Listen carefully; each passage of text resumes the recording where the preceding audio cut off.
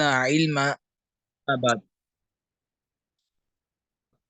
ہم نے نیند سے جاگنے کے اذکار یاد کیے تھے، پڑھے تھے. تو نیند سے بیداری کے 4 اذکار، 4 دعائیں ہم نے یاد کی تھی.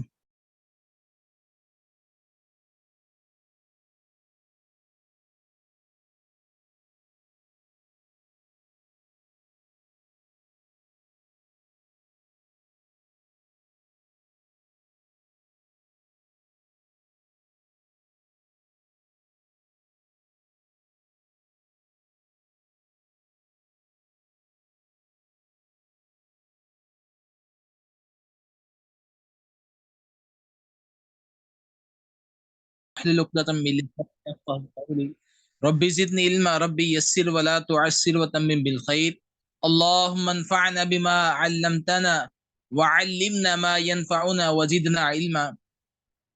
تو پچھلے لیکچر میں ہم نے نیند سے بیدار ہونے کے اذکار پڑھے تھے، یاد کیے تھے. تو اس کی ہم نے 4 دعائیں یاد کی تھی، پڑھی تھی. نمبر 1 الحمدللہ الذی احیانا بعدما اماتنا والیہ النشور. نمبر 2 لا الہ الا اللہ وحدہ لا شریک لہ لہ الملک ولہ الحمد وہو علی کل شیء قدیر سبحان اللہ والحمد للہ ولا الہ الا اللہ واللہ اکبر ولا حول ولا قوة الا باللہ العلی العظیم رب اغفر لی. نمبر 3 الحمد للہ الذی عافانی فی جسدی ورد علی روحی وَأَذِنَ لِي بِذِكْرِهِ.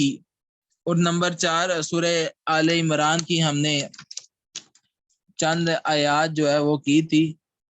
آیت نمبر 190 سے لے کے 190 سے لے کے 220 تک ہم نے جو ہے وہ آیات کی تھی. تو آج کا ہمارا جو درس ہے، لیکچر ہے، وہ لباس پہننے کی دعائیں ہیں. لباس نیا پہننے کی دعا ہے، اور اسی طرح لباس اتارنے کی اور دیگر دعائیں جو ہے آج کی ہماری گفتگو ہوگی. تو پہلی دعا ہماری کپڑا پہننے کی. الحمدللہ الذی کسانی ھذا الثوب ورزقنیہ من غیر حول منی ولا قوت.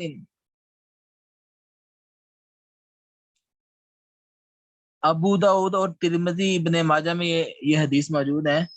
سب تعریف اللہ کے لیے جس نے مجھے یہ کپڑا پہنایا اور میری کسی طاقت اور کسی قوت کے بغیر مجھے عطا کیا. تو جب بھی کپڑا پہنے تو یہ دعا لازمی پڑھنی چاہیے. یہ نبی کریم صلی اللہ علیہ وآلہ وسلم کی سنت بھی ہے، اور آپ نے یہ دعائیں وغیرہ سکھلائی بھی ہیں. تو دوسرے نمبر پر جو دعا ہے نیا کپڑا پہننے کی دعا.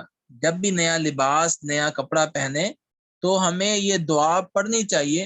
اللہم لک الحمد انت کسوتنیہ اللہم لک الحمد انت کسوتنیہ اسألک من خیرہ وخیر ما صنع لہ واعوذ بک من شرہ وشر ما صنع لہ.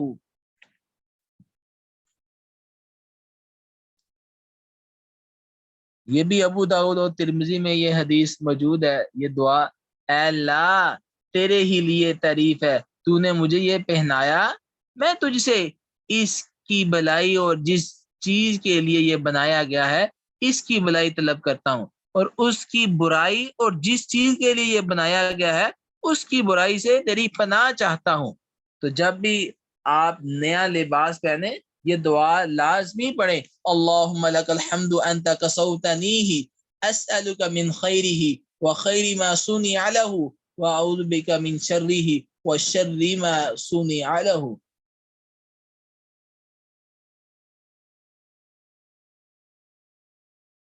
تو اس کے بعد نیا لباس پہننے والے کو کون سی دعا دینی چاہیے؟ اب یہ تھی کہ نیا لباس پہنا جائے تو ہمیں کون سی دعا پڑھنی چاہیے. اب ہے کہ جس نے نیا لباس پہنا ہے تو پہننے والے کو کون سی دعا دینی چاہیے. نبی کریم صلی اللہ علیہ وآلہ وسلم نے فرمایا کہ جب بھی تم کسی کو دیکھو نیا لباس پہنا ہے تو اس کو یہ دعا دو. پہلی دعا تبلی ویخلف اللہ تعالی. یہ حدیث سنن ابی داؤد میں موجود ہے. نبی کریم صلی اللہ علیہ وسلم نے فرمایا یہ دعا دو تبلی ویخلف اللہ تعالی, تو اسے بسیدہ کرے اور اللہ تعالیٰ تجھے اس کے بعد اور عطا فرمائے. جب بھی آپ دیکھیں کسی اپنے بھائی کو, کسی بہن کو نیا لباس پہنے, کوئی دوست نیا لباس پہنے, تو آپ اسے یہ دعا دے تبلی ویخلف اللہ تعالی, تو اسے بسیدہ کرے اور اللہ تعالیٰ تجھے اس کے بعد اور عطا فرمائے.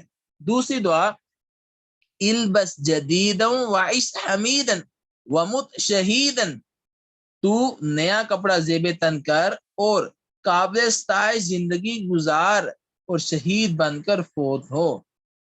جب بھی آپ دیکھیں کسی کو نیا کپڑا پہنا ہے, آپ کا گھر میں کوئی ہے, بہن ہے, بھائی ہے, اور اسی طرح کوئی دوست ہے, تو اس کو یہ دعا لازمی دے. اب اسی طرح لباس اتارتے وقت کیا پڑھنا چاہیے؟ تو جب بھی لباس اتاریں, کپڑے اتاریں, تو آپ کو کپڑے چینج کرتے وقت, لباس تبدیل کرتے وقت بسم اللہ پڑھنی چاہیے. یہ حدیث سنن ترمذی میں, سنن ابن ماجہ میں موجود ہے کہ جب بھی آپ کپڑے اتاریں تو آپ کو چاہیے کہ ہم جو ہے بسم اللہ پڑھ کر لباس کو تبدیل کریں, لباس چینج کریں. اس کے بعد بیت الخلاء میں داخل ہونے کی دعا, یعنی کہ قضاء حاجت کے لیے داخل ہونے کی دعا. آپ نے واش روم, باتھ روم جانا ہے, تو آپ کو کون سی دعا پڑھنی چاہیے, کون سی دعا پڑھ کے آپ کو جانا چاہیے. اس کے آداب بھی ہیں. جب آپ واش روم کے لیے جائیں تو ہمیں کس طرح جانا چاہیے. تو نبی کریم صلی اللہ علیہ وآلہ وسلم کی تعلیمات اس بارے میں کیا ہے کہ ہم جب بھی قضاء حاجت کے لیے جائیں, واش روم کے لیے جائیں, تو ہمیں کیا آداب اختیار کرنے چاہیے. تو اس حوالے سے نبی کریم صلی اللہ علیہ وآلہ وسلم نے ہمیں کچھ دعائیں سکھلائی ہیں, واش روم کے آداب سکھلائے ہیں. تو اس دعا کے پڑھنے سے پہلے کچھ میں آپ کو آداب اور واش روم کے حوالے سے آداب بھی بتا دیتا ہوں کہ واش روم میں جاتے ہوئے کوئی بھی ایسی چیز ساتھ لے کر نہیں جانا چاہیے جس پر اللہ تعالیٰ کا نام یا قرآن پاک کے الفاظ لکھے ہوں. تو یہ آداب ہے واش روم کے. جب بھی واش روم جائیں تو واش روم جاتے وقت ایسی چیز ساتھ لے کر نہیں جانا چاہیے جس پر اللہ تعالیٰ کا نام یا قرآن پاک کے الفاظ لکھے ہوئے ہیں. نمبر 2, واش روم میں داخل ہوتے وقت پہلے بایاں پاؤں اندر رکھ کر داخل ہو. جب بھی آپ نے واش روم جانا ہے تو آپ پہلے بایاں پاؤں اندر رکھیں, پھر دایاں پاؤں رکھیں. نمبر 3, واش روم میں داخل ہونے کی دعا پڑھیں. واش روم میں داخل ہونے کی دعا واش روم میں جانے سے پہلے باہری پڑھ کے پھر آپ بایاں پاؤں واش روم میں رکھیں. واش روم کی دعا ابھی قضاء حاجت کی دعا یہ لکھی ہوئی ہے, میں ابھی آپ کو پڑھا بھی دیتا ہوں. بسم اللہ اللہم انی اعوذ بک من الخبث والخبائث. یہ واش روم جانے کی دعا ہے. اللہ کے نام کے ساتھ, اے اللہ میں خبیث جنوں اور خبیث جنیوں سے تیری پناہ طلب کرتا ہوں. یہ دعا انسان کو پڑھ کے پھر واش روم جانا چاہیے. واش روم میں باتیں کرنا بہت بری بات ہے. کبھی بھی یہ کئی لوگ ہوتے ہیں واش روم میں جاتے گنگناتے رہتے ہیں, باتیں کرتے رہتے, تو اس سے جو ہے منع کیا گیا. اور یہ بہت ہی بری بات ہے کہ واش روم میں انسان جائے, وہاں پر باتیں کرے, گنگناتا رہے, کچھ اور کرتا رہے. تو واش روم میں جس کام کے لیے گیا قضاء حاجت کرے اور واپس آئے. باتیں کرنا یہ مناسب نہیں. نمبر 5, بغیر کسی بیماری کے کھڑے ہو کر پیشاب نہیں کرنا چاہیے. بغیر کسی بیماری کے کھڑے ہو کر پیشاب نہیں کرنا چاہیے. نمبر 6, اگر گھر سے باہر ہو تو درختوں کے نیچے اور کسی سوراخ یا بل میں پیشاب نہ کریں. یہ بھی آداب سکھلائے جا رہے ہیں واش روم کے قضاء حاجت کے, کہ اگر آپ گھر سے باہر ہوں تو کہیں گئے ہوئے ہیں, سفر میں ہیں, تو درختوں کے نیچے اور کسی سوراخ یا بل میں پیشاب نہ کریں. درختوں کے نیچے کیوں منع کیا گیا؟ کیونکہ جب مسافر سفر کرتے ہیں تو کئی لوگ جو ہے سفر میں درختوں کی چھاؤں میں بیٹھ جاتے ہیں, تو اس لیے منع کیا گیا کہ درختوں کے نیچے بھی قضاء حاجت نہ کی جائے. اور کسی سوراخ یا بل میں پیشاب نہ کیا جائے. اس لیے منع کیا گیا کیونکہ جو بل اور سوراخ ہوتا ہے اس میں کیڑے مکوڑے بھی ہوتے ہیں, سانپ بچھو بھی ہوتا ہے. کوئی انسان کسی بل میں, کسی سوراخ میں قضاء حاجت کرنا شروع کر دے تو اس بل سے اس سوراخ سے کوئی زہریلی چیز نکل جائے جو انسان کو نقصان پہنچائے. اسی لیے شریعت نے منع کیا کہ انسان کو کسی جو ہے سوراخ میں یا بل میں قضاء حاجت نہیں کرنی چاہیے. نمبر 7، ایسی جگہ کا انتخاب کرے جہاں آپ کو کوئی دیکھ نہ سکے. سنن نبی داؤد میں روایت ہے کہ نبی کریم صلی اللہ علیہ وآلہ وسلم قضاء حاجت کے لیے جاتے تو اتنی دور جاتے کہ آپ صلی اللہ علیہ وسلم کو کوئی دیکھ نہ پاتا. تو یہ عادات سکھلائے جا رہے ہیں کہ جب بھی آپ قضاء حاجت کے لیے جائیں تو ایسی جگہ کا انتخاب کریں جہاں آپ کو کوئی دیکھ نہ سکے. آج کل تو ہر گھر میں واش روم بنے ہوئے ہیں، تو پہلے یہ نہیں تھا، تو لوگ دور دراز جو ہے قضاء حاجت کے لیے جاتے تھے. تو ایسی جگہ کا اگر سفر میں ہو ایسی جگہ کا انتخاب کریں کہ جہاں آپ کو کوئی دیکھ نہ سکے. نمبر 8، پیشاب کے چھینٹوں سے بچیں. کبھی بھی اپنے آپ کو جو ہے پیشاب کے چھینٹوں میں مبتلا نہ کرے. ہر وقت انسان کو چاہیے کہ پیشاب کے چھینٹوں سے بچے. نبی کریم صلی اللہ علیہ وسلم نے ایک حدیث مبارکہ میں بیان کیا کہ ایک آدمی کو پیشاب کے چھینٹوں کی وجہ سے وہ نہیں بچتا تھا، اس کو قبر میں عذاب ہو رہا تھا. ہم اس کو معمولی سمجھتے ہیں کہ پیشاب کے چھینٹے پڑ گئے، ہم اس کا خیال نہیں کرتے طہارت کا. تو اس لیے طہارت کا خیال کرنا چاہیے کہ کبھی بھی انسان کے کپڑوں پر یا انسان کے جسم پر پیشاب کے چھینٹے نہیں پڑنے چاہیے. حد الوسع انسان کو بچتے رہنا چاہیے. نمبر 9، اپنی ضروریات سے فارغ ہو کر بائیں ہاتھ سے استنجا کرے. اب یہ قضاء حاجت کے آداب ہے کہ جب آپ اپنی قضاء حاجت سے فارغ ہو جائیں تو بائیں ہاتھ سے استنجا کریں. نمبر 10، باہر نکلتے وقت دایاں پاؤں پہلے باہر نکالیں. جب بھی باہر آؤ قضاء حاجت کے لیے آئیں واش روم سے تو پہلے کیا کریں، آپ دایاں پاؤں پہلے باہر نکالیں. لیکن جب واش روم میں جانا ہے تو پھر بایاں پاؤں پہلے رکھنا ہے، نکلتے وقت دایاں پاؤں پہلے باہر نکالے. نمبر 11، واش روم سے باہر آنے کی دعا پڑھے. اس کے نیچے دعا لکھی ہے قضاء حاجت سے فارغ ہونے کی دعا. غفرانک، کیا ہے؟ غفرانک، اے اللہ میں تیری بخشش کا طلبگار ہوں. قضاء حاجت سے باہر جب نکلیں فارغ ہوں تو کیا دعا کرنی چاہیے؟ غفرانک، اے اللہ میں تیری بخشش کا طلبگار ہوں. اس کے بعد انسان جو ہے ہاتھوں کو مٹی یا صابن کے ساتھ اچھی طرح دھوئے. یہ قضاء حاجت کے عادات سکھلائے جا رہے ہیں کہ جب انسان جو ہے قضاء حاجت سے فارغ ہو باہر آئے تو پھر آج کل تو کیونکہ صابن ہے، مختلف قسم کے صابن وغیرہ آ گئے، تو صابن کے ساتھ اچھی طرح دھوئے. جہاں صابن موجود نہیں ہے تو وہاں پر انسان کو مٹی کے ساتھ اچھی طرح مل کے اپنے ہاتھوں کو دھونا چاہیے. تو اس کے بعد جو ہے قضاء حاجت کی دعاؤں کے بعد جو ہے وضو سے پہلے کے جو اذکار ہے وہ شروع ہو رہے ہیں، وضو کی دعائیں شروع ہو رہی ہیں. تو وضو کی دعاؤں سے پہلے وضو کا کچھ طریقہ کار میں آپ کو بتا دیتا ہوں کہ وضو کرنے سے پہلے انسان کو بسم اللہ کہنی چاہیے، بسم اللہ پڑھنی چاہیے. جب ہی وضو کے لیے ارادہ کریں تو آپ پہلے بسم اللہ پڑھیں، بسم اللہ پڑھ کے وضو شروع کریں. اس کے بعد سب سے پہلے دونوں ہاتھوں کو 3 بار اچھی طرح دھوئیں. وضو کا طریقہ سماعت کر لیں کہ سب سے پہلے کیا کرنا ہے، بسم اللہ پڑھنی ہے. بسم اللہ پڑھ کے سب سے پہلے دونوں ہاتھوں کو 3 بار اچھی طرح دھوئے اور انگلیوں کا خلال کرے. دونوں ہاتھوں کو اچھی طرح دھونے کے بعد انگلیوں کو خلال کرے، پھر 3 بار کلی کرے اور 3 بار ناک میں پانی چڑھائے اور اسے بائیں ہاتھ سے اچھی طرح صاف کرے. 3 بار کلی کی، 3 بار ناک میں پانی چڑھایا. اس کے بعد بائیں ہاتھ کی جو چھنگلی ہے اس کے ساتھ انسان اپنے ناک کو اچھی طرح صاف کرے، ناک کی صفائی کرے اچھے طریقے کے ساتھ. اس کے بعد 3 مرتبہ چہرہ دھوئے، 3 بار چہرہ دھوئے، پیشانی سے لے کے ٹوڑی تک، ٹوڑی کے نیچے، اور ایک کان کی لو سے لے کے دوسرے کان کی لو تک. یہ مکمل چہرہ انسان اچھے طریقے سے 3 بار دھوئے. نمبر 4، دایاں بازو کوہنی سمیت 3 بار دھوئے. اسی طرح بایاں بازو بھی 3 بار دھوئے. اب وضو کر رہے ہیں تو دایاں بازو کوہنی سمیت 3 بار دھوئے اور اسی طرح بایاں بازو بھی 3 بار کوہنی سمیت دھونا چاہیے. نمبر 5، 1 مرتبہ سر اور کانوں کا مسح کرنا چاہیے. یہ ہاتھوں کو گیلا کر کے پیشانی سے لے کے پیچھے گدی تک لے کے جائے، پھر وہاں سے پھر پیشانی تک، پھر شہادت والی انگلی جو ہے کان میں ڈال کے اور جو انسان کا تھم میں انگوٹھا ہے وہ کانوں کے پیچھے سے اس کا مسح کرے. تو 1 مرتبہ سر اور کانوں کا مسح کرے.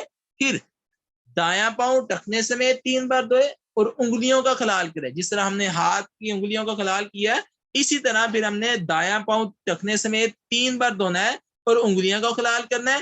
اسی طرح ہم نے پھر بایاں پاؤں 3 بار دھونا ہے اور اس کی انگلیوں کا خلال کرنا ہے، اور وضو کے بعد ہم نے پھر دعا پڑھنی ہے۔ وضو کا اس لیے میں نے طریقہ بتلا دیا، یہاں وضو کے اذکار، وضو کی دعائیں آئی ہیں، تو اس سے ہم نے وضو کا طریقہ بھی آنا چاہیے کہ وضو کس طرح کرنا چاہیے۔ تو یہاں پہ وضو کی دعا بھی دی ہوئی ہے، وہ بھی وضو سے فارغ ہونے کے بعد ہمیں کون سی دعا پڑھنی چاہیے؟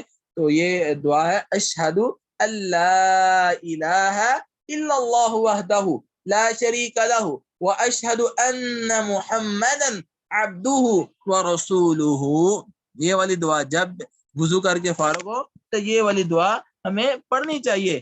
میں اس بات کی گواہی دیتا ہوں کہ اللہ کے علاوہ کوئی معبود برحق نہیں ہے، وہ اکیلا ہے، اس کا کوئی شریک نہیں، وہ اکیلا ہے، اس کا کوئی شریک نہیں، اور میں اس بات کی گواہی دیتا ہوں محمد صلی اللہ علیہ وآلہ وسلم اس کے بندے اور رسول ہیں۔ یہ والی دعا پڑھے۔ اس کے بعد دوسری دعا نیچے دی ہوئی ہے، اللہم اجعلنی من التوابین وجعلنی من المتطہرین۔ اے اللہ مجھے زیادہ توبہ کرنے والوں میں سے بنا دے، اے اللہ مجھے زیادہ توبہ کرنے والوں میں سے بنا دے، اور مجھے پاک رہنے والوں میں سے کر دے۔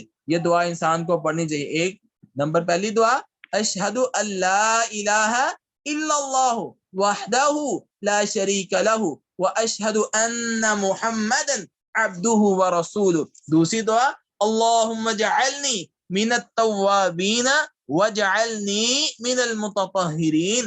اور تیسری دعا، سبحانک اللہم وبحمدک اشہد ان لا الہ الا اشہد ان لا الہ الا انت استغفرک واتوب الیک۔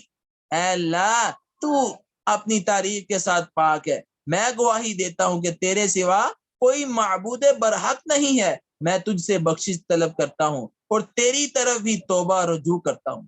یہ تینوں دعائیں جو ہے یہ یاد کرنی چاہیے وضو کر کے جب فارغ ہو، تو یہ تینوں دعائیں جو ہمیں پڑھنی چاہیے۔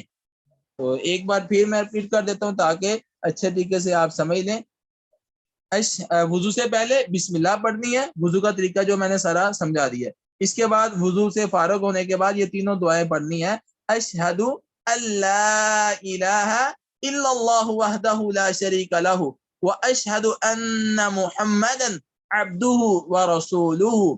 میں اس بات کی گواہی دیتا ہوں کہ اللہ کے علاوہ کوئی معبود برحق نہیں ہے، وہ اکیلا ہے، اس کا کوئی شریک نہیں، اور میں اس بات کی گواہی دیتا ہوں کہ محمد صلی اللہ علیہ وآلہ وسلم اس کے بندے اور رسول ہیں۔ دوسری دعا، اللہم اجعلنی من التوابین وجعلنی من المتطہرین۔ اے اللہ مجھے زیادہ توبہ کرنے والوں میں سے بنا دے اور مجھے پاک رہنے والوں میں سے کر دے۔ تیسری دعا، سبحانک اللہم وبحمدک اشہد ان لا الہ الا انت استغفرک واتوب الیک۔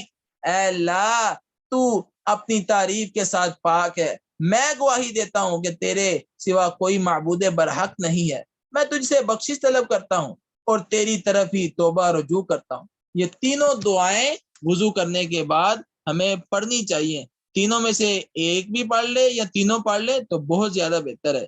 تو آج کا ہمارا جو ہے اس حسن المسلم کا یہی